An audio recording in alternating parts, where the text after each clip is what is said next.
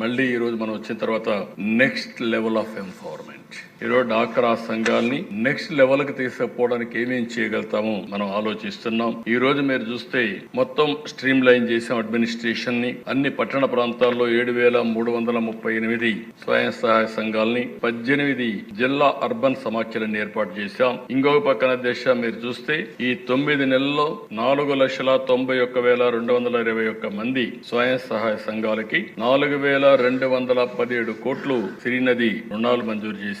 ఈ రోజు బ్యాంక్ రుణాల ద్వారా కూడా మీరు చూసినప్పుడు బ్యాంక్ లింకేజ్ ద్వారా 51 లక్షల మందికి 29,486 కోట్లు గ్రామీణ ప్రాంతాల్లో, పట్టణ ప్రాంతాల్లో 1,04,578 మెప్మా గ్రూపులకి 13,820 కోట్లు బ్యాంక్ లింకేజ్ చేశాం. 44,104 మంది ఎస్సీ ఎస్టీ మహిళలకి 238 కోట్ల రూపాయలు వడ్డీ లేని రుణాలు ఇచ్చాం. పిఎం స్వానిధి కింద 1,04,478 మంది మహిళా వీధి వ్యాపారుల కోసం 235 కోట్లు సహాయం చేశాం. డిజిటల్ మార్కెట్ లోని 9,241 మంది పట్టణ ప్రాంత సభ్యులకు శిక్షణ ఇచ్చాం. ఇది కాకుండా దేశ నెల్లూరు జిల్లాలో ఒక ప్రాజెక్ట్ తీసుకున్నారు, స్మార్ట్ స్ట్రీట్ వెండింగ్ మిషన్. దీని కింద 9,50,00,000 ఖర్చు పెట్టారు. దీన్ని స్ఫూర్తిగా తీసుకుని ఇంకొక 72 కోట్లతో విశాఖపట్నం, విజయవాడ, శ్రీకాకుళం, మంగళగిరి, ఒంగోలు, పిఠాపురం, కుప్పంలో కూడా ఇవన్నీ ప్రారంభిస్తున్నాం.